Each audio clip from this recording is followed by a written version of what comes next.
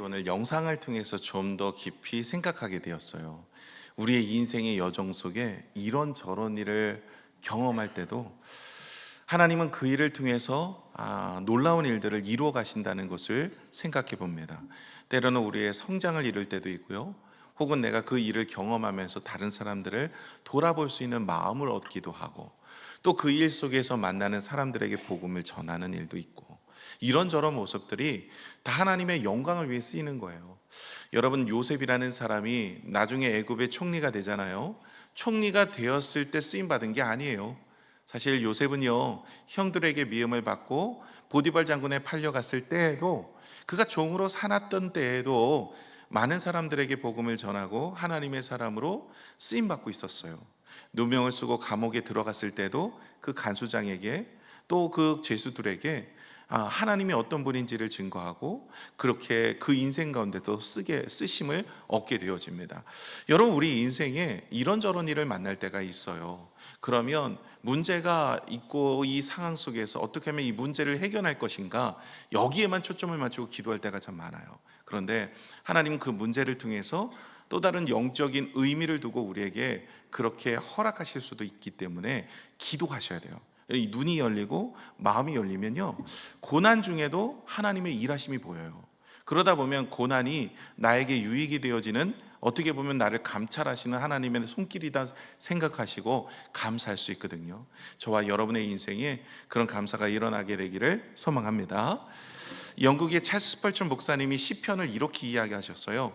어떤 폭풍 속에서도 굴하지 않은 성도의 용기. 그러니까 어떠한 폭풍 속에서도 굴하지 않아요, 성도의 용기가. 그것이 바로 시편이래요.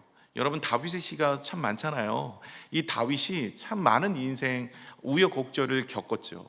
정말로 그의 인생이 편안한 날이 그렇게 많지가 않았어요. 그런데도 우리는 그의 인생의 결론을 잘 알죠. 그의 인생을 하나님이 어떻게 평가하는지를 우리는 성경을 통해서 잘 알고 있습니다. 지금도 이스라엘 백성들, 지금 이스라엘이라는 나라의 국기에 별이 있잖아요. 그 별이 뭐라고요? 다윗의 별이라고 이야기해요.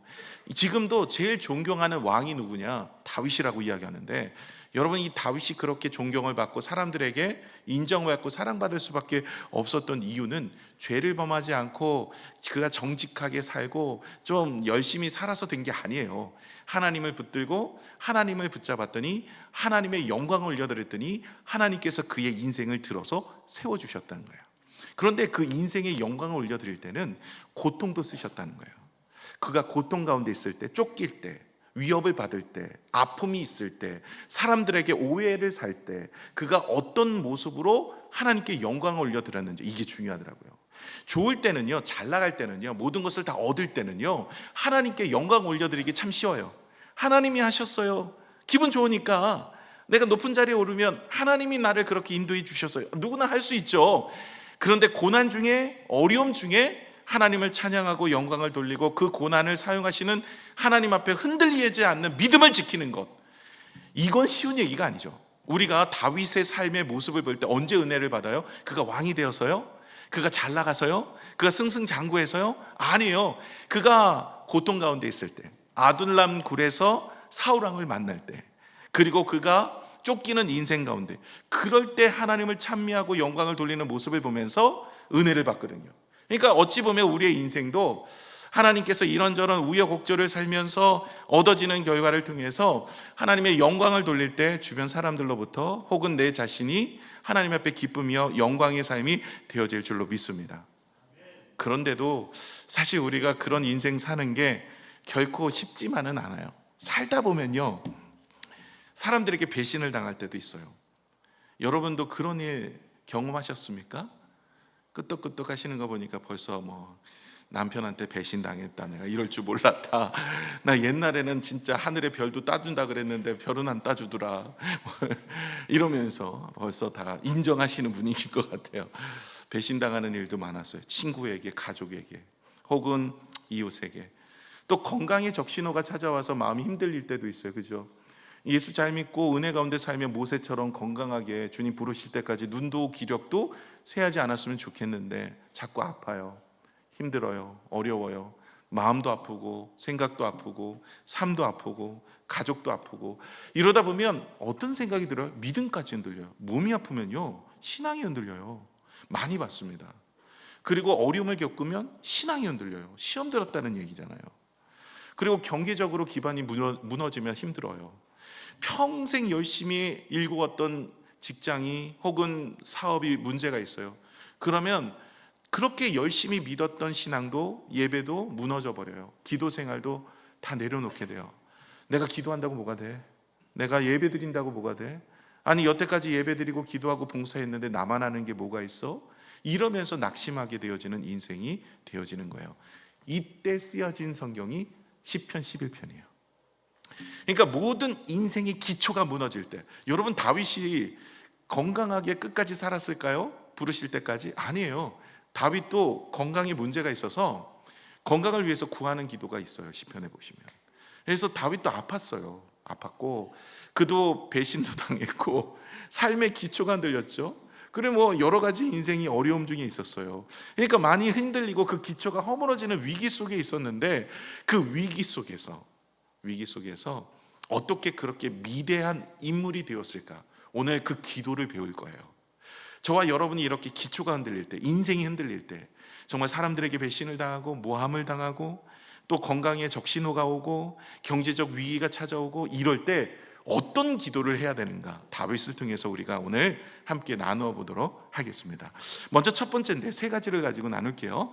처음부터 말씀을 드립니다. 세 가지입니다. 그러니까 첫 번째 듣고 끝났다 생각하시고 낙심하지 마시고 세 가지. 그러니까 셋 이상은 안 합니다. 첫 번째가 뭐냐면 현실의 소리들이 들려요. 이게 사단의 역사인데요. 오늘 1절에서 3절까지입니다. 다윗의 고백 속에서 현실 속에 세상의 소리가 들렸다는 것을 우리가 알 수가 있는데, 먼저 이 1절을 한번 보면 이렇습니다. 우리 같이 1절 읽어볼까요? 시작. 내가 여호와께 피하였거늘 너희가 내 영혼에게 새같이 내 산으로 도망하라 함은 어찌함인가. 아니 분명히 다윗은 여호와께 피했습니다. 그랬는데 세상 사람들이 나를 보면서 지금 다윗의 삶을 보면서 혀를 차는 거예요. 네 인생, 야 하나님께 예배하고 기도하고 그렇게 주의를 지키고 봉사한다고 했는데 네 인생 한번 봐봐. 네 인생, 야 너 하나님께 피하지 말고 그냥 새처럼 산으로 피해. 이 이야기는요, 이 다윗을 위해 주는 이야기가 아니에요. 그 이야기는 이제 하나님 없이 그냥 너 여태까지 하나님 앞에 기도하고 예배하면서 살아왔는데 네 모양 봐봐. 네가 이게 하나님이 계시는 것 같아? 너 그냥 네 방법대로 살아. 이제부터는 예배 드리지 마. 그냥 기도할 필요도 없어. 아니 기도하고 예배 드렸는데 이렇게 된 거야. 그 뭐 예배 드리고 기도해. 내 힘으로 살아. 불신앙의 유혹을 가져다 주는 거죠. 이게 세상적인 이야기예요. 사단의 역사죠. 또 두 번째 이야기가 있어요. 두 번째는 뭐냐면 보이지 않는 공격인데 2절을 한번 볼까요? 악인이 활을 당기고 화살을 시위에 먹이며 마음이 바른 자를 어두운 데서 쏘려 하는도다. 악한 자가 나를 어두운 데서 쓴 거예요. 어두운 데서 쓴다는 건 이 사단의 역사는요, 정면 승부를 하지 않아요. 비겁하고 은밀하게 공격을 하는 거예요.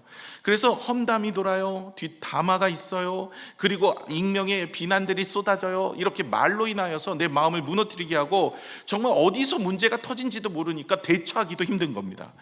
이럴 때 우리는 심한 무기력감에 빠지게 되어져요. 세상의 소리 속에서 이렇게 공격을 당하면 정말 마음이 무너지는 거예요. 아니 환경도 힘든데 주변의 사람들까지 힘들게 하는 거예요. 욥도 한번 보세요. 욥이 시험을 당하는 중에 아니 자녀 10명이 하루아침에 사고로 다 죽어버렸잖아요. 아니 이것만 해도 흔들릴만 해요. 여러분의 자녀가 하루아침에 사고로 다 죽었다고 생각해 보세요. 뭐 1명이든 2명이든 10명이든 한 번에 다 죽었어요. 교통사고든 무슨 사고로 인해서 죽었어요. 이거 하나만으로도 신앙이 흔들릴 것 같아요. 그리고 욥은요, 자신의 육신이 병들었죠. 아니 건강하면 그래도 제기라도 할 텐데 병이 들어가지고 이거는 뭐 온 만신창이가 된 거예요. 온 몸이 그냥 진물이 나오고 이래서 어떻게 할 수가 없어요. 가서 노동자로서 누가 불러주지도 않아요. 그런데다가 믿었던 친구들도요 와서 정죄를 하고 그리고 아내도 욕하고 떠나버려요. 그러니 뭐 친구가 없는 거예요. 이게 뭐 재정이라도 있으면 일어날 수 있겠는데 사업은 또 망했죠. 완전히 바닥으로 내려갔죠. 자녀는 하루아침에 죽었죠. 아내는 욕하고 떠났죠. 믿었던 친구들은 정죄하죠. 이건요 답이 없어요. 이 기초가 흔들리는 거거든요. 이럴 때 욥이 무엇을 했을까요? 하나님을 의지하는 믿음으로 나아간 거예요. 오늘 다윗도 그런 거예요. 이 주변에 환경도 힘든데 옆에 와서 사람들까지 힘들게 하는 거예요. 욥도 집 친구들이 와가지고 정죄하는 거예요. 너가 죄를 지었으니까 이런 일이 있는 거 아니야. 너 그렇게 살면 안 돼. 하나님께 회개해야지. 이러면서 하는 이야기가 정말 힘든 거예요. 그런 이야기들이 보이지 않는 공격 속에 찾아오게 되는 거예요. 마지막으로 세 번째가 3절입니다. 3절에 이렇게 이야기해요. 터가 무너지면 의인이 무엇을 하냐. 야, 네 터가 다 무너졌어. 너 뭐 할 수 있겠어? 너 열심히 한다고 했는데 아무것도 안 돼. 야, 터 다 무너졌는데 의인이 뭐가 되겠냐? 소 있고 외양간 꽂힌다고 뭐 되겠어? 너 이렇게 다 무너졌는데 이제 뭐가 남아났다고 뭐 하나님을 예배하고 찬양하고 뭘 하겠어? 편안하고 안전해야 그나마 하나님을 예배하고 찬양하는 거야 하면서 세상의 소리들이 들리는 거예요. 여러분, 많은 분들이 그런 생각을 하세요. 어렵고 힘들면 예배부터 내려놔요. 내가 좀 내 터가, 내 기초가, 내 가정이든 건강이든 뭔가를 해결하고 그 다음에 예배를 드리고 그 다음에 기도도 하고 그 다음에 봉사도 하지. 여러분, 이건 생각부터가 좀 잘못된 거예요. 오늘 다윗의 고백을 통해서 보시면 알지만 그 터를 누가 세워요? 하나님이요. 그 터의 능력을 누가 주십니까? 하나님이요. 자꾸 내가 세운다고 하니까 그것이 온전해지면 내가 주 앞에 예배할게요, 온전해지면 기도할게요. 아니, 예배를 통해서 기도를 통해서 하나님이 세워주셔야 되는데, 아니 그것까지 내려놓으시면 어떻게 해요? 여러분, 봉사는 좀 힘들면 내려놓을 수도 있어요. 그러나 예배는 내려놓으면 안 돼요. 기도는 내려놓으면 안 돼요.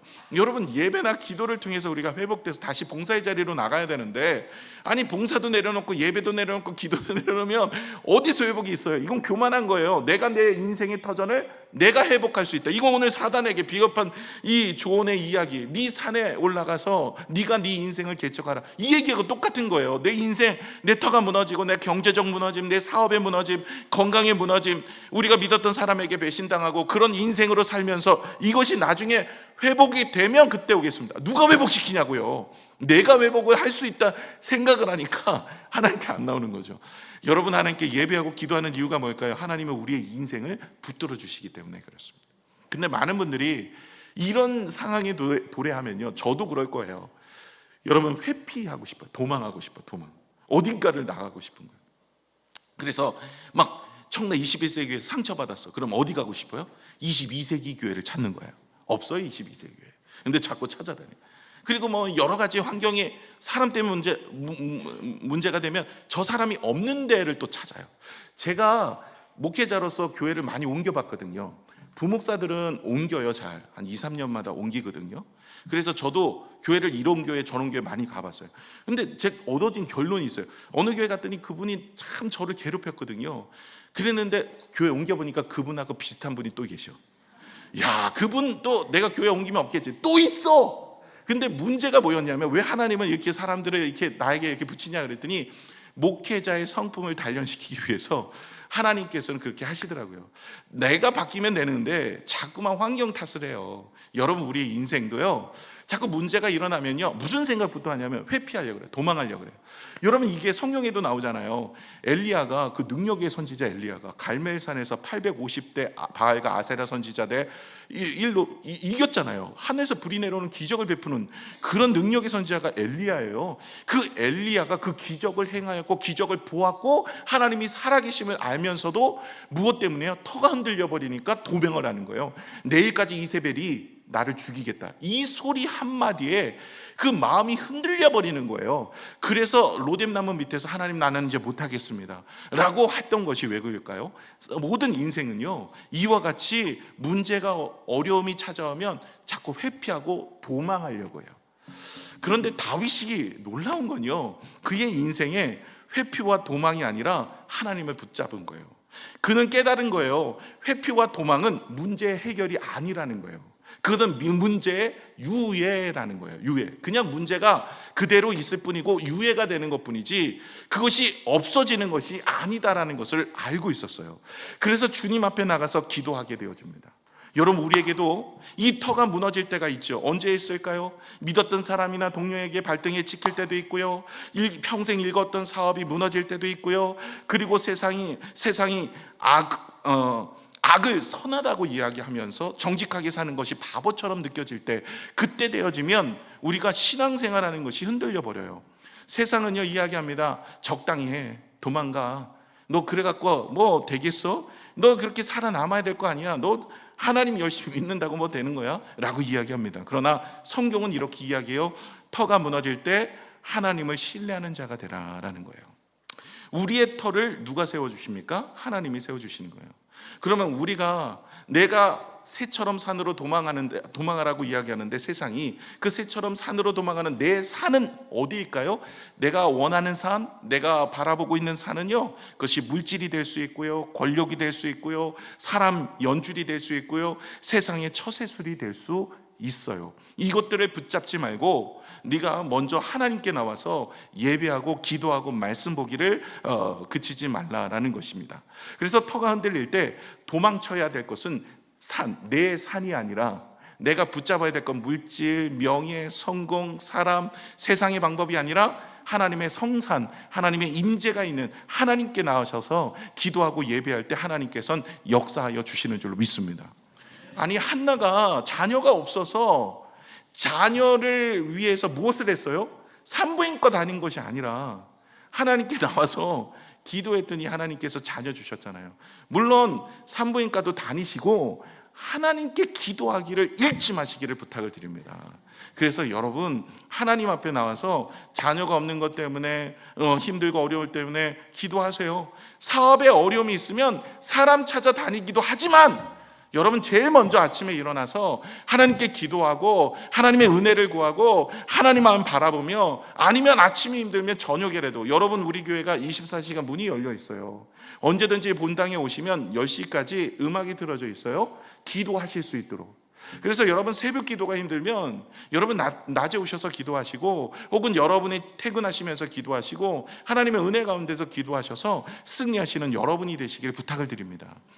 다윗은요, 인생의 터가 흔들릴 때 낙심하며 절망하며 회피하는 인생이 아니었어요.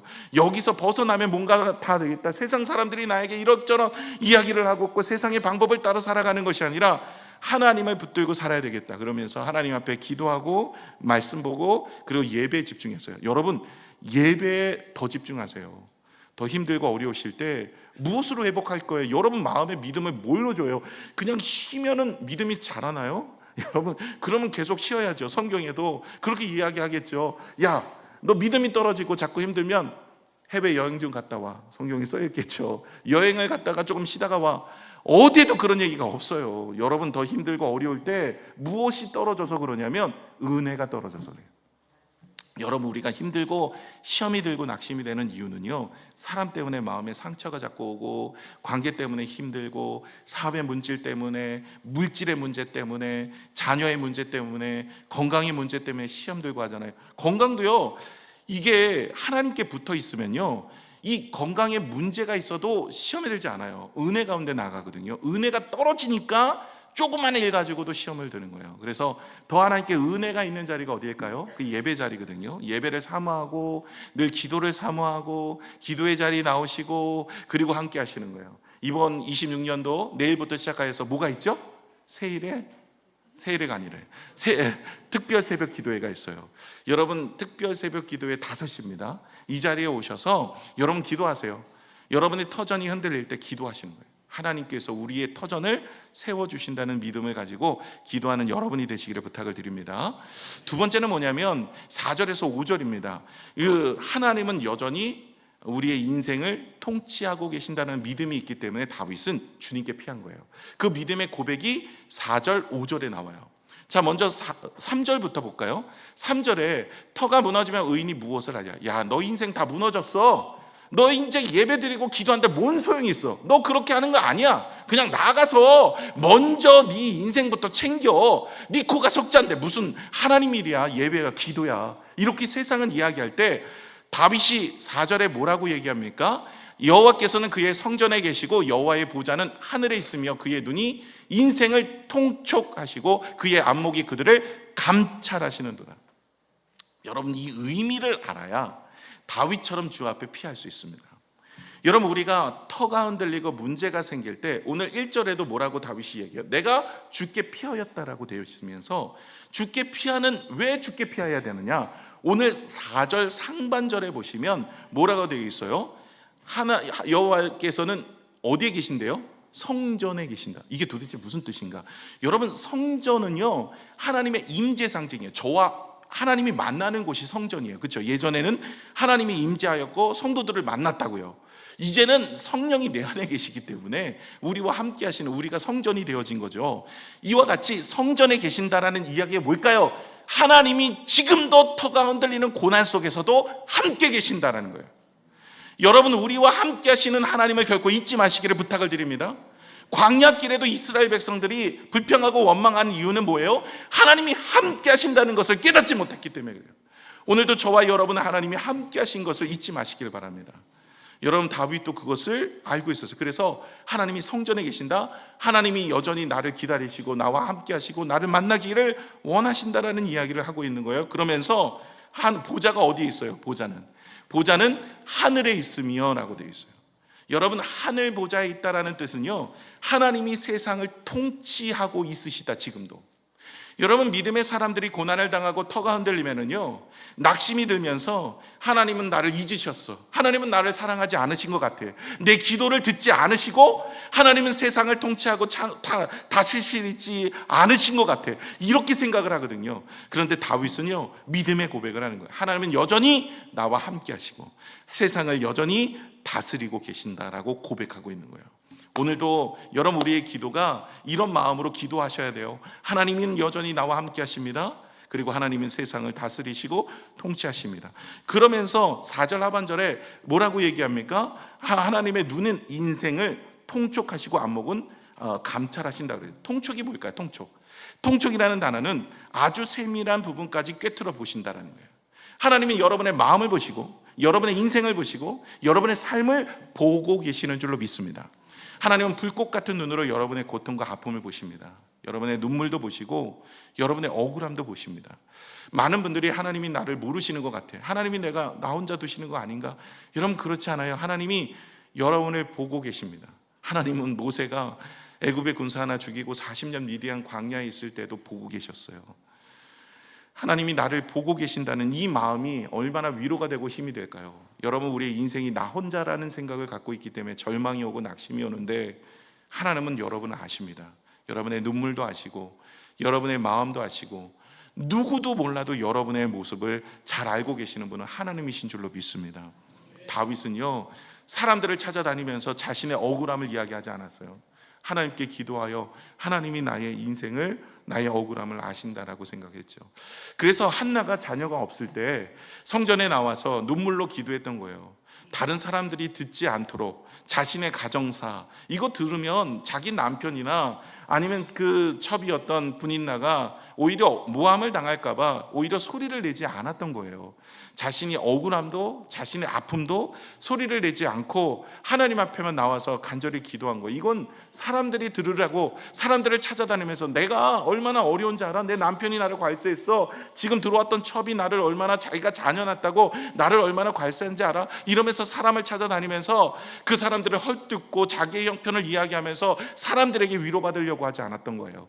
그가 성전에 와서 그냥 거의 눈물만 흐르면서 입은 껌뻑껌뻑거리는데 소리가 나오잖아요. 그랬더니 그 옆에 엘리 제사장이라는 사람이 와가지고 뭐라고 얘기해요? 야, 왜 낮술 먹고 다녀? 술 먹고 다니지 마. 와, 이게 참 대단한 영성이야. 대단해요. 여러분 생각해 보세요. 여러분이 많이 힘들고 어려워갖고 교회에서 기도하는데 제가 여러 번 돼 가서 술 드셨어요? 얼굴이 빨간데? 그러시면 여러분 마음이 어떻게 하겠어요? 이게 한나가 그런 환경 속에서도 자기의 형편을 이야기합니다. 내가 지금 자녀가 없는 것 때문에 고통 중에 기도하고 있습니다. 그랬더니 기도해달라고 기도해달라고. 그래서 엘리 제사장이 기도해 주잖아요. 그 기쁨으로 떠나가요. 하나님이 그 마음에 기쁨을 허락하여 주셨죠. 이처럼요 주님 앞에 나오시면 하나님이 우리의 인생을 감찰하시고 돌보시는 거예요. 마지막으로 5절인데요 이 5절은 여호와는 의인을 감찰하시고 악인과 폭력을 좋아하는 자의 마음을 미워하시는다. 여호와는 의인을 뭐 하신대요? 감찰하신다라고 이야기를 하십니다. 오늘 4절에도 감찰하신다라는 단어가 나와요. 2번이나 나와요. 도대체 감찰이 뭘까요? 감시하는 것이 감찰이 아니라 하나님께서 우리를 시험하신다, 이 뜻입니다. 시험의 뜻이 다른 말이 감찰이에요. 그래서 하나님께서는 우리를 시험하시면서 우리의 인생을 세워가기를 원하고 계십니다. 여러분, 성경에 보시면 사단이 주는 시험은요, 유혹이라고 나와요. 그건 영어 성경은 그렇게 나와요. 템테이션이라고. 그런데 하나님이 주는 시험은 유혹이 아니에요. 테스트라고 나옵니다. 여러분, 템테이션과 테스트는 완전히 달라요. 사단이 주는 시험은 목적이 넘어뜨림이에요. 그러나 하나님이 주는 시험의 목적은 우리를 세움이에요. 하나님께서는 우리를 감찰하신다. 다시 말해 고난 중에, 어려움 중에 우리를 감찰하셔서 우리의 믿음을 세워가기를 원하고 계세요. 때로는 하나님이요, 악한 자의 득세를 용납하세요. 그것을 통해서 우리 의로운 자, 의인이 신앙이 진짜인지 가짜인지 점검해 보신대요. 이게 왜 필요하냐면 좋을 때는 다 좋아요. 뭐가 문제인지 잘 몰라요. 그러다가 문제가 생기면 그때야 비로소 내 신앙이 어디가 문제가 있는지를 알 수 있거든요. 여러분, 아파서 병원에 가면 뭐부터 하죠? 검사부터 해요. 어디서 이 병이 원인이 뭔지를 찾아야지 그 원인을 발견해 고치잖아요. 마찬가지입니다. 하나님께서 우리 의로운 자가 죄 가운데 자꾸 넘어지고 쓰러지고, 그리고 하나님의 은혜 가운데 서지 못하니까, 그 인생이 성장하지 못하니까 이 인생을 하나님께서 감찰하시는 거예요. 그래서 시험하시는 거예요. 그 인생의 문제가 어디 있는지를 알게 하시는 거예요. 그것이 고난을 통해서 오는 거예요. 이게 우리가 불순물을 정지해가지고 순금으로 만드는 거죠. 이 말이 바로 감찰이라는 뜻이에요. 그래서 하나님께서는 우리를 단련시켜서 우리를 순금으로 만드는데, 불순물을 빼는 게 결코 쉽지가 않아요. 우리가 고난 중에, 어려움 중에 그런 일들을 겪으면서 우리가 무엇이 문제인지를 알게 되어지고 내 마음에 있는 것들이 드러나게 되어져서 하나님께 나아가게 되는 거예요. 사실 욥도요, 시험 받기 전에는 뭐가 문제인지 잘 몰랐어요. 사단의 유혹도 있었지만 하나님께서 욥도 시험하고 계셨던 거예요. 그래서 그 인생 가운데 그 욥이 믿음이 정말 좋았죠. 동방 최고의 갑부였었고 잘 나갔었고 모든 것을 가졌던 행복한 가정 속에 있었기 때문에 모든 사람들이 바라보면서 쟤는 축복받았기 때문에 이렇게 하나님을 잘 믿어라고 생각했던 거예요. 하나님도 사단의 이야기처럼 한번 점검해 보기를 원하였던 거죠. 그래서 사단에게 시키잖아요. 사단이 허락해 준 거야. 사단이 그렇게 시험하겠다 그랬더니 허락해 준 겁니다. 하나님도 바라보고 계시고, 하나님은 믿었지만 그 욥에 대한 신뢰함이 있었지만, 그러나 거기서 욥이 나중에 나오게 돼요. 그래서 마지막에 욥도 하나님 앞에 회개하는 내용이 나옵니다. 그래서 하나님 앞에 그가 더 성숙되어져서 하나님의 사람으로 나아갈 수 있도록 하나님께서는 때로는 고난을 주시고 어려움을 주시지만 은혜 가운데 살아갈수록 만들어 주시는 줄로 믿습니다.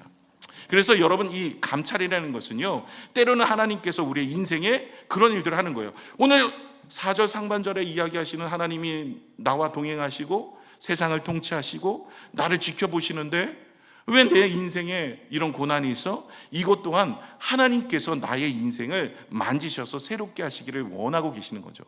또 어쩔 때는 오늘 영상을 통해 보신 것처럼 이 임은미 선교사님의 그 모습처럼 하나님께서는 단련시켜서 그의 인생을 만들어 가기를 원하고, 또 혹은 고난을 통해서 또 다른 믿음의 사람들을 구원하기 위한 도구로 쓰시기를 원하고 있기도 하는 거죠. 그래서 다윗은요, 이걸 잘 알았던 거예요. 그래서 고난 중에도 낙심하지 않았어요. 왜냐하면 하나님이 나를 뭐 한다고요? 감찰하고 계시다. 나를 시험하고 계시다. 지금은 비록 내가 정금이 되지 못하여서 하나님 앞에서 귀하게 쓰임받지 못하지만, 왕으로 기름 부어받지만, 기름 부름 받았지만 13살에, 그러나 그가 왕이 될 정도는 안 되니까 하나님께서는 그 다윗을 왕이 될 수 있도록 만들어가고, 하나님께서는 정죄를 시켜서 순금으로 사용하기를 원하고 계셔서 나를 단련시키고 계시는구나. 그래서 여러분, 우리가 믿음의 사람들의 고난은요, 이렇게 보셔야 돼요. 하나님이 통치하시고 다스리고 나와 함께 하신다면 왜 이런 고난이 일어나서, 이렇게 보시면 안 돼요. 이러면 절망이고 낙심합니다. 그러나 다윗은 알고 있었어요. 하나님이 나를 감찰하시고 계시는구나. 하나님이 나를 단련하고 계시는구나. 하나님이 나의 인생을 세워가기를 원하고 계시는구나. 이런 일 저런 일을 만날 때마다 하나님께서는 그것을 통해서 우리가 정금이 되도록 만들어 가시는구나라는 거예요. 그래서 여러분, 두 번째 결론은요, 터가 흔들릴 때 피하지 마시고 하나님을 신뢰하는 믿음으로 정면 돌파를 하셔야 돼요. 자꾸 피해 다니면 이게 문제가 해결이 되는 게 아니라 유보입니다. 또 똑같은 일들이 계속 나와요. 그래서 여러분, 우리가 주님 앞에 기도함으로 나아가서 승리하셔야 될 줄로 믿습니다. 마지막으로 세 번째입니다. 6, 7절인데요. 기도는 여기서 마치지 않아요. 6절과 7절로 가면서 의인과 그리고 악인의 그 결과에 대해서 고백하게 됩니다. 먼저 6절은 악인의 운명에 대한 이야기예요. 6절을 보시면 악인에게 그물을 던지시리니 불과 유황과 태우는 바람이 그들의 잔에 소득이 되리로다. 성경에 잔이라고 나오는 것들이 있는데 이건 다 운명을 이야기해요. 그 마지막의 결론이죠. 그런데 이 악인의 결론이 뭘까요? 그 결론은 그물, 불, 유황, 태우는 바람이에요. 여러분 잘 알죠? 이럴 때가 언제 있었어요? 성경에 창세기 보시면 소돔과 고모라가 딱 그와 같은 현상이 나타나요. 여러분, 소돔과 고모라는요, 아브라함의 조카 롯이 선택한 곳입니다. 아브라함은 하나님의 말씀을 선택했고 롯은 세상을 선택한 거예요. 자기 눈에 좋은 곳을 따라 살았어요. 그랬더니 그 결론은 여러분이 잘 아시죠? 그 결론의 끝은 패망이고 사망이고 다 무너지게 되어진 것을 보게 되어집니다. 악인의 결론은 그래요. 그런데 악인의 과정 속에는 득세도 하고 나름 성공도 하고 건강도 하고 잘 사는 것 같아요. 아니, 우리처럼 예배도 안 드리고 기도도 하지 않는데 나름대로 열심히 잘 사는 것 같아요. 나름대로 잘 돼요. 왜 그럴까요? 하나님이 인내하고 기다리고 계시는 거예요. 만약에 여러분 악인이 그렇게 악한 모습이 있을 때 하나님 왜 진노를 바로 안 하세요? 하나님 진노해 주세요 했었으면 저와 여러분도 오늘 이 자리에 못 있었어요. 우리도 예수 믿기 전에는 악한 자요, 진노 중에 있었던 사람들입니다. 하나님이 오래 참으셔서 우리가 구원에 이르게까지 하시고 오늘 이 자리까지 하나님은 심판을 유보해 주셔서 우리 인생의 마지막의 심판이 있지만 유보해 주셨고 우리가 구원하여서 구원받아서 하나님의 자녀가 되어서 이제는 우리의 인생은 심판은 없지만 여러분 악한 자도 하나님은 돌아오기를 원하고 계셨어요. 만약에 바울이요, 스데반 집사님이 돌에 맞아 죽을 그 현장에 있었을 때 하나님이 거기서 즉사시켰다면 우리가 알고 있는 바울이 있을 수 있을까요? 하나님 유보시킨 거예요. 그가 돌아와서 하나님 앞에 나아갈 수 있도록. 여러분 악한 자도요, 하나님이 돌아오기를 원하고 계세요. 여러분 그렇기 때문에 악한 자가 득세하는 것, 악한 자가 잘 되는 것 이걸 바라보면 하나님이 없다 얘기하지 마세요. 하나님 왜 심판하지 않으신가? 하나님 성경이 거짓이다 그렇게 이야기하지 않으셔야 됩니다. 오히려 사랑의 눈으로 바라보시면 하나님이 저들을 구원하기를 원하고 계시는구나. 이걸 모르니까 요나가 니누엘로 가지 않았잖아요. 니누엘은 악한 자들, 나에게 적들입니다. 그들은 죽어야 됩니다. 그들은 죄인입니다. 우상을 숭배하는 자들입니다. 그들에게 왜 자비를 베푸십니까? 이렇게 나아가는 거예요.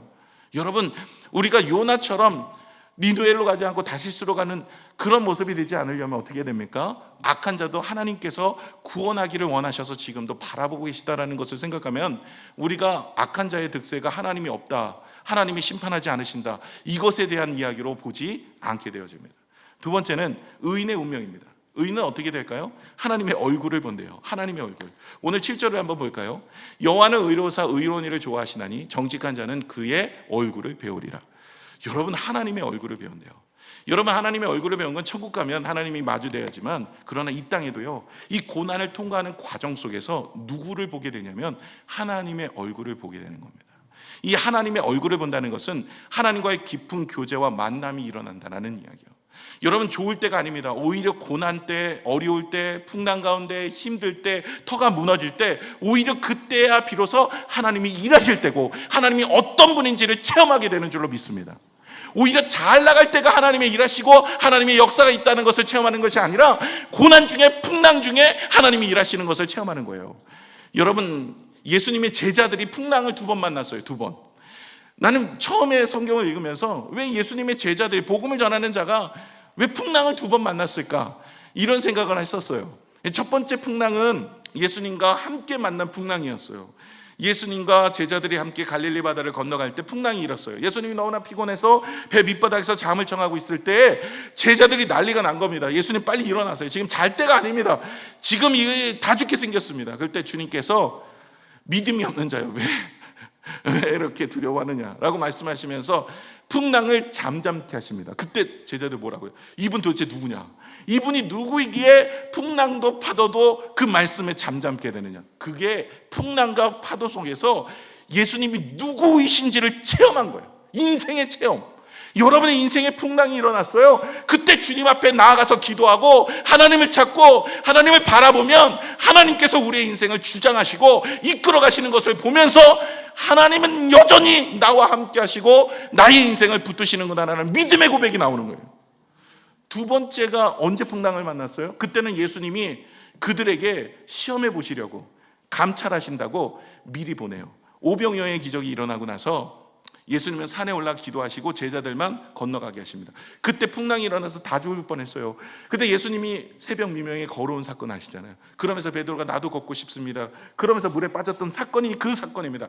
두 번째 풍랑이요. 그때는 예수님이 니들 한번 실습으로 해봐라 했는데 이들이 여전히 두려워하고 여전히 염려하는 거예요. 이 인생이거든요. 그 풍랑 속에서 그러나 어느 정도 성장은 되었었어요. 그런 가운데서 주님의 풍랑을 잠잠케 하시고 그 풍랑 가운데 걸어오시는 것을 보면서 믿음이 없는 자여 왜 두려워하느냐 이 얘기를 하시죠.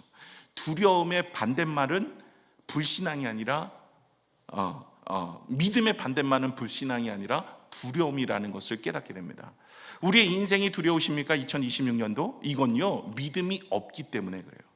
그래서 저와 여러분이 오늘도 하나님께서는 고난 중에 어려움 중에 감찰하셔서 우리가 어떤 환경과 상황을 만나도 하나님을 의지하고 하나님을 바라보는 신앙으로 세워가기를 원하고 계시는 거예요. 그래서 풍랑이 오히려 갈릴리 바다의 풍랑이 그 제자들에게는 뭐가 됩니까? 은혜가 되는 거예요. 풍랑 덕분에 더 깊은 주님을 만났다면 그것은 풍랑은 저주가 아니라 축복입니다. 우리의 인생의 고난도 마찬가지입니다. 우리의 인생의 아픔도 마찬가지고 우리의 인생의 병도 마찬가지입니다.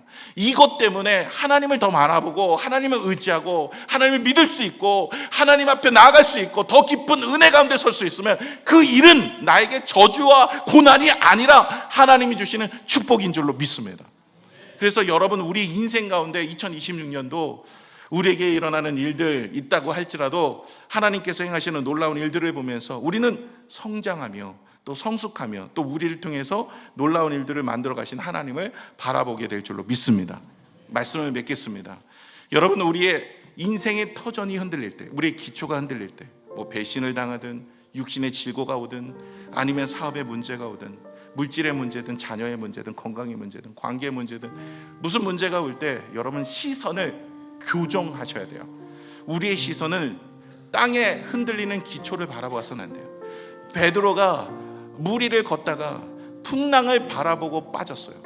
여러분 우리의 시선의 고정이 하나님이어야 되고 예수님이어야 되고 말씀이어야 되는데 자꾸만 땅의 기초를 바라보고 흔들리는 세상을 봐요.